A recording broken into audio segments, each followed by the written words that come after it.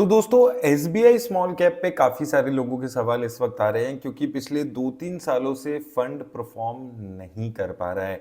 अब क्या रीजन है कि फंड परफॉर्म नहीं कर पा रहा है, उस पर एक बार हम डिस्कशन करेंगे। कैसी रिटर्न्स रही हैं वो भी हम इस पे बात करेंगे और जो इसके अलग अलग पैरामीटर्स हैं वो सारी चीजें इस वीडियो में हम देखेंगे और एंड में डिस्कस करेंगे कि क्या आपको इस फंड में बने रहना चाहिए या आपको एग्जिट करने का इस फंड से टाइम आ चुका है। ये सारी चीजें इस वीडियो में हम कवर करेंगे। तो सबसे पहले अगर हम बात करें इसके फंड मैनेजर की, तो आर श्रीनिवासन जी इस फंड को हैंडल कर रहे हैं और नवंबर 2013 से इस फंड को हैंडल कर रहे हैं। तो एक कंसिस्टेंसी यहां पर दिखती है फंड मैनेजर के एंगल से कि एक फंड मैनेजर ही इस फंड को लगातार हैंडल कर रहे हैं। उसके बाद अगर दोस्तों हम बात करें इसके फंड साइज की, तो 21,000 करोड़ के आसपास का फंड साइज इसका हो चुका है। तो फंड साइज इसका अभी ज्यादा होने लगा है, तो ये भी एक कंसर्न यहाँ पर इन्वेस्टर्स के मन में रहने लगा है। इसके साथ साथ दोस्तों अगर हम बात करते हैं अगर इसकी मार्केट कैप एलोकेशन में, तो मेजरली स्मॉल कैप कंपनीज में ही ये पैसा लगा रहा है। 76% पैसा स्मॉल कैप कंपनीज में जा रहा है, 16% मिड कैप कंपनीज में जा रहा है और 0.74% के आसपास पैसा ये फंड इस वक्त लार्ज कैप कंपनीज में अपना इन्वेस्ट करके चल रहा है। अब दोस्तों यहां पर आपको एक चीज समझनी है कि जो इसकी एक्सपेंस रेशो है वो अभी भी थोड़ी सी हायर साइड पे है। अगर हम कैटेगरी एवरेज से बात करते हैं, कैटेगरी एवरेज 0.65% है। तो पिछले 2-4 सालों में अगर आप देखेंगे धीरे धीरे जो एक्सपेंस रेशोज हैं वो सभी म्यूचुअल फंड्स की कम होने लगी है, लेकिन अभी भी ये फंड स्लाइटली यहां पर आप देखेंगे कैटेगरी एवरेज से ज्यादा यहां पर एक्सपेंस रेशो रखता है। वहीं दोस्तों अगर हम इसकी रिस्क रेशोज पे बात करें, सबसे पहले स्टैंडर्ड डेविएशन जो कि इस फंड की ये बताती है कि कितना ज्यादा वॉलेटिलिटी इस फंड में रहती है। तो वॉलेटिलिटी के मामले में कम है ये, तो जितनी कम स्टैंडर्ड डेविएशन वो ये दिखाती है कि फंड कितना कम वॉलेटाइल है। तो वॉलेटिलिटी अभी भी इस फंड में काफी कम है। वहीं शार्प रेशो ये दिखाती है कि एक फंड कितना ज्यादा रिस्क एडजस्टेड रिटर्न्स दे पा रहा है। शार्प रेशो लगभग इसकी कैटेगरी एवरेज की जो शार्प रेशो है उसके आसपास ही है। तो यानी कि ये लगभग कैटेगरी एवरेज जितनी ही यहाँ पर रिस्क एडजस्टेड रिटर्न्स दे रहा है। वहीं टर्नओवर रेशो किसी भी फंड की ये बताती है कि एक फंड कितना ज्यादा पोर्टफोलियो में चेंजेस करता है। तो टर्नओवर रेशो 95% के आसपास की है। कैटेगरी एवरेज टर्नओवर रेशो अगर हम देखेंगे तो 149% के आसपास की है। तो यहां पर दोस्तों ये फंड हालांकि कैटेगरी एवरेज से कम इसकी टर्नओवर रेशो है, लेकिन अभी थोड़ी सी ज्यादा इसकी टर्नओवर रेशो होने लगी है, लगभग 100% के आसपास। तो ये एक थोड़ा थोड़ा अभी इस फंड का कंसर्न बन रहा है। वहीं अगर हम इसकी टॉप सेक्टर्स पे बात करें तो मेजरली अपना पैसा services, consumer discretionary, capital goods, metal and mining और केमिकल सेक्टर में लगा रहा है। अब इसमें से अगर आप देखेंगे metal and mining, chemical sector ये बहुत अच्छा परफॉर्म नहीं कर रहे हैं पिछले 2-3 सालों में, और वो भी एक रीजन है कि ये ओवरऑल फंड इतना अच्छा परफॉर्म नहीं कर पाया है। तो वो चीज भी आपको यहाँ पर समझनी है। अब अगर हम टॉप इंडियन कंपनीज की बात करते हैं तो ये टॉप इंडियन कंपनीज है जिसमें ये अपने पैसा इन्वेस्ट करता है।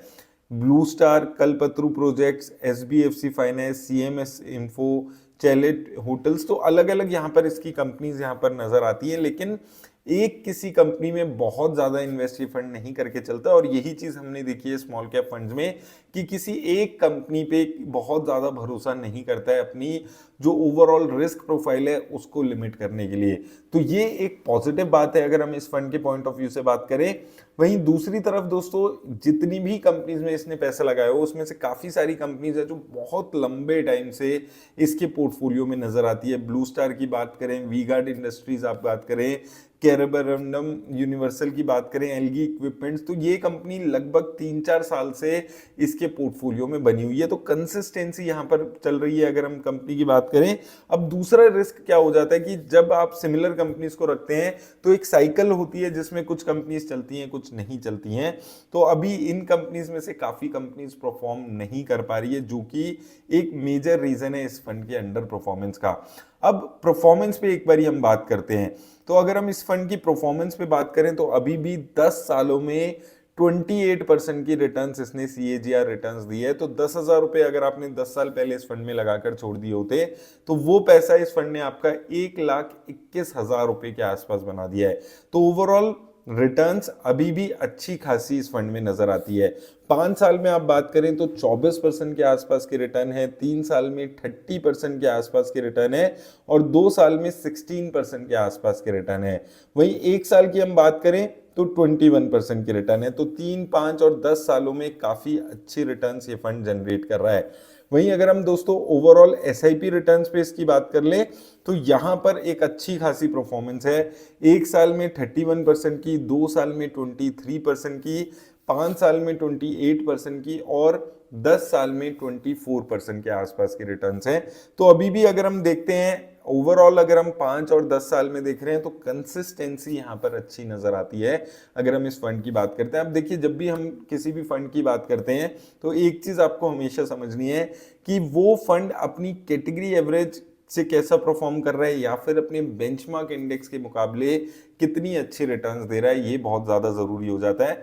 तो अगर हम इस फंड की बेंचमार्क इंडेक्स से रिटर्न्स देखते हैं तो यहां पर आप देखेंगे कि 1, 2 और 3 साल में ये फंड अपने बेंचमार्क इंडेक्स को बीट नहीं कर पाया है। 3 साल में इसके बेंचमार्क इंडेक्स ने 34% की रिटर्न दी है और इस फंड ने 30% की ही रिटर्न दी है।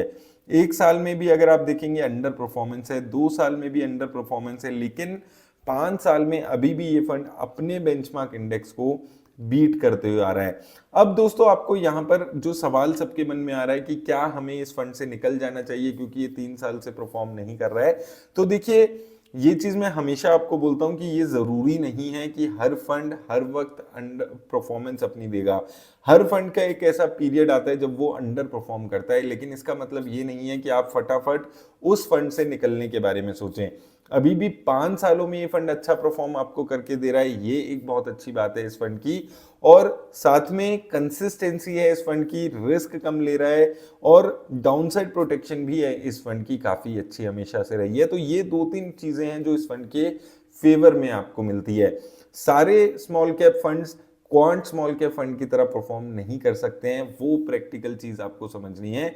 और आपका रिस्क कितना है किसी स्मॉल कैप फंड में पैसा लगा रहे हैं। अगर आप डाउनसाइड प्रोटेक्शन वाले स्मॉल कैप फंड को देख रहे हैं तो SBI small cap, axis small cap, ये फंड अभी भी डाउनसाइड प्रोटेक्शन में काफी अच्छे फंड्स हैं। तो वो चीज आपको समझकर इन्वेस्ट करनी है। और दूसरी चीज, सिर्फ इसलिए कि फंड 1 या 2 साल परफॉर्म नहीं किया है, ये आपको निकलने के बारे में ऐसे फंड से नहीं सोचना चाहिए सिर्फ उस टाइम पे। तो ये मेरा पॉइंट ऑफ व्यू है इस फंड के लिए कि सिर्फ 2-3 साल की परफॉर्मेंस कम अच्छी रही है इसलिए फंड से निकलना कोई भी लॉजिकल यहाँ पर रीजन नहीं है किसी फंड से निकलने का। उम्मीद करता हूँ आपको हेल्प मिलेगी इस वीडियो से। धन्यवाद दोस्तों।